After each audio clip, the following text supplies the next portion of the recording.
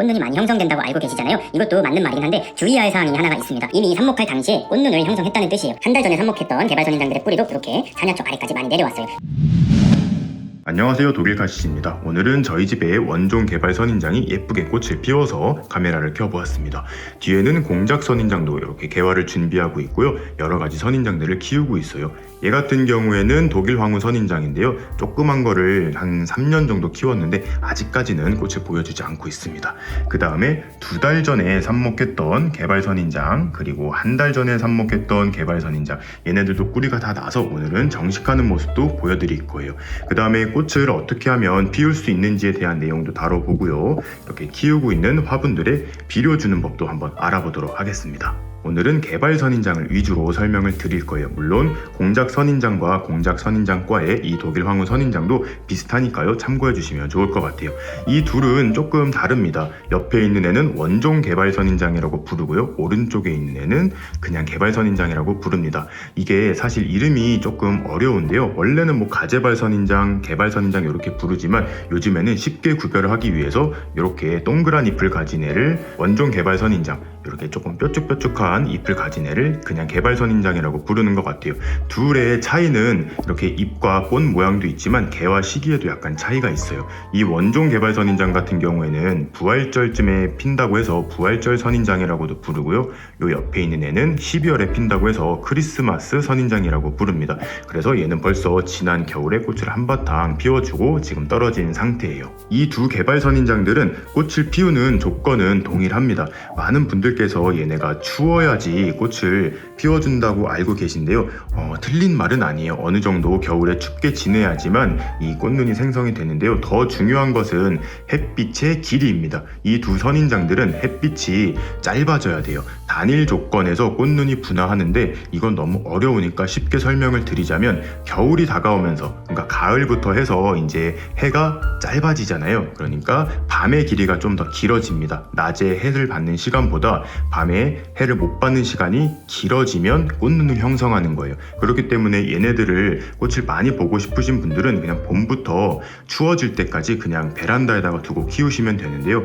우리 집에 이 개발 선인장들이 꽃이 많이 안 핀다 하시는 분들은 너무 어린 개체거나 아니면 베란다 밖에 가로등이 너무 밝아서 얘네들이 밤이 온 거를 몰랐을 때 꽃을 안 피울 수도 있어요. 그래서 이 두 가지 조건만 조금 충족해 주신다면 꽃을 보는 데는 큰 어려움은 없어요. 그리고 이제 꽃을 많이 보기 위해서는 이 이파리들을 조금 떼가지고 가지들을 많이 해주고 하면 꽃눈이 많이 형성된다고 알고 계시잖아요. 이것도 맞는 말이긴 한데 주의할 사항이 하나가 있습니다. 얘네 같은 경우에는 가을쯤에 꽃눈 분화를 이미 맞춰놓고 월동을 하기 때문에 이제 초봄에 이제 꽃이 피기 전에 이런 것들을 떼버리면 이미 꽃눈이 형성된 이파리들이 다 떨어져서 또 꽃을 못 볼 수가 있어요. 그 예로 요것들을 보면 아실 수가 있어요. 제가 한 달 전에 삽목을 해놓은 개발 선인장입니다. 요 원종 개발 선인장이랑 일반 개발 선인장 두 개를 이렇게 다 합식을 해놓은 건데요. 4월 달에 꽃이 피는 이 원종 개발 선인장 삽목이들에서는 이렇게 꽃도 피었습니다. 지금은 이미 꽃이 좀 져가지고 이렇게 봉오리만 남은 상태인데요. 굉장히 예쁘게 피었었어요. 확실히 영양분이 조금 부족해서 얘네들보다 크게 피우지는 못했지만 이렇게 꽃을 피웠습니다.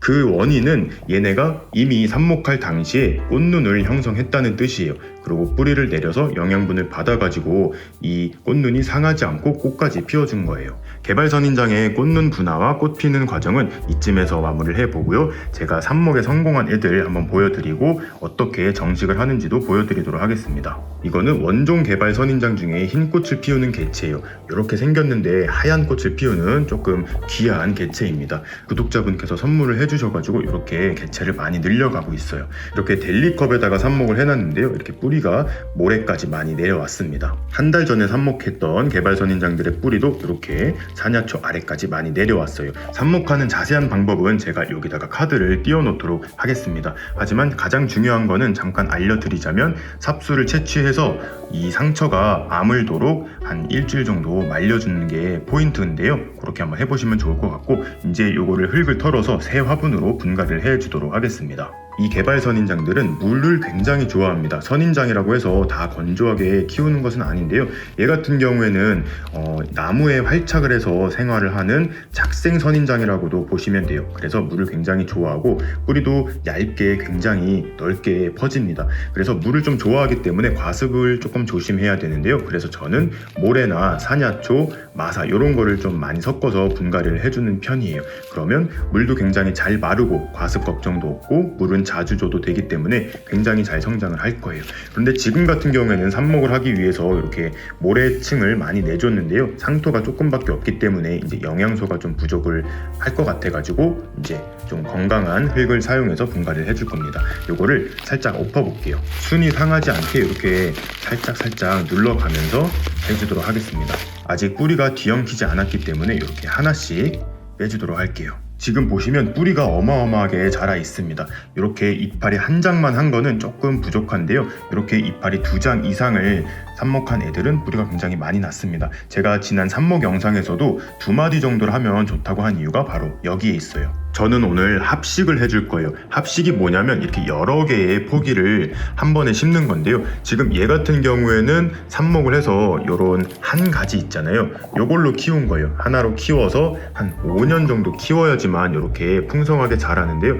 이 옆에 있는 애들은 3포기, 4포기 정도를 심어준 거예요. 그래서 너무 시간이 오래 걸리기 때문에 합식을 해서 조금 더 빠른 시간에 이렇게 풍성하게 만들 수가 있어요. 근데 이 개발 선인장 같은 경우에는 합식을 해도 굉장히 잘 크더라고요. 그래서 조금 빨리 풍성하게 보이기 위해서 얘네들을 한 번에 다 심어줄 거예요. 다 한 번에 심어주지는 않을 거고요. 개발 선인장, 원종 개발 선인장, 그 다음에 여기다가 흰색 개발 선인장 2주 정도를 섞어가지고 좀 알록달록한 꽃을 볼 수 있도록 심어줄게요. 화분에 분망을 얹고 배합토를 반 정도 깔아줍니다. 어차피 물 빠짐이 좋게 배합을 했기 때문에 화분 아래 배수층을 따로 내주지는 않았어요. 이렇게 뿌리가 내린 얘네들을 위치를 그냥 여기저기 잘 될 수 있도록 위치만 잡아준 다음에 흙을 부어줄 거예요. 이렇게 위치를 시켜줬습니다. 요것들이 그냥 개발 선인장이고요. 요 밑에 있는 애들이 원종 개발 선인장이에요. 그래서 이렇게 합식을 해서 키우면 12월 달에 한번 꽃 보여주고 4월 달에 한번 또 꽃을 보여주고 이런 식으로 잘 커줄 거예요. 이렇게 일단 화분 겉면에 기대어질 수 있도록 이렇게 해준 다음에 이 위에다가 또 아까 배합해놨던 흙을 부어줍니다. 이렇게 소복하게 부어주신 다음에 얘네가 지금 약간 양 사이드로 퍼져 있잖아요. 이때 이렇게 살짝 들어가지고 부어놨던 흙들을 뒤쪽으로 보내주고 얘도 이렇게 세워서 흙을 뒤로 보내주고 이런 식으로 좀 바로 설 수 있도록 흙을 이렇게 넣어주는 거예요. 그런데 또 너무 사이드로 간 것 같으니까 이렇게 살짝 앞으로 밀어가지고 얘네들이 조금 더 중간에 서로 모일 수 있도록 이렇게 자리를 잘 잡아주도록 하겠습니다. 이렇게 자리를 잡아주고 이제 이쪽에는 흙이 없으니까 양 사이드에도 흙을 부어서 마무리를 해주도록 할게요. 흙을 꾹꾹 눌러 담지 않고 이렇게 소복하게 쌓아준 상태에서 물을 줘서 이제 다져줄 거예요. 항상 말씀드렸다시피 처음에는 물이 밑에까지 흠뻑 나올 정도로 주셔야 합니다. 확실히 상토에다가 모래 재질의 식재를 많이 넣어주어서 그런지 화분 자체는 좀 무거워졌지만 이 흙들이 무거워서 얘네가 잘 서 있을 수 있게 된 것 같아요. 이제 활착하는 일만 남은 것 같습니다. 이렇게 정식을 해준 다음에는 한 3일 정도 그늘진 곳에 뒀다가 점점 해가 많은 곳으로 이동시켜 줄 계획이에요. 그리고 이 개발 선인장을 비롯한 공작 선인장, 독일 황금 선인장 이런 애들 같은 경우에는 이제 비료를 조금 챙겨줄 때가 된 것 같아요. 얘네들이 꽃이 피고 나서 비료를 주시면 되는데요. 자칫 질소질의 이 비료가 꽃눈 분화할 때 많이 주게 되면 꽃을 안 피울 수가 있으니까요. 여름이 지나서 가을에는 절대 비료를 주지 마시고 이때쯤 이제 꽃이 피고 진 봄부터는 좀 비료를 챙겨주시는 것이 좋습니다. 그런데 개인적으로 저 같은 경우에는 이 개발 선인장들의 뿌리가 좀 얇고 그래가지고 알비료보다는 물비료를 조금 주는 편이에요. 액체 비료를 희석을 해서 자주 그냥 주는 편인데요. 이 알비료를 사용하실 때는 너무 많은 양을 주면 이게 뿌리가 상할 수도 있으니까 조금만 얹어주시고 물비료를 한번 사용해 보시면 좋을 것 같아요. 아니면 이렇게 오랜 시간 분갈이를 안 하고 키우는 애들 같은 경우에는 계란 껍질이라든지 천연 비료들 있잖아요. 이런 것만 줘도 충분히 영양 섭취를 할 수 있으니까요. 그런 방법도 사용해 보시면 좋을 것 같아요. 오늘은 이렇게 제가 키우는 선인장들 소식 한번 들려드렸습니다. 요 공작 선인장 꽃이 피면 굉장히 예쁘거든요. 요것도 소식 곧 전해드리도록 하겠습니다. 그럼 오늘도 재밌게 보셨거나 도움이 되셨다면 구독과 좋아요 그리고 알림 버튼 버튼까지 눌러주시면 감사하겠습니다. 뿅.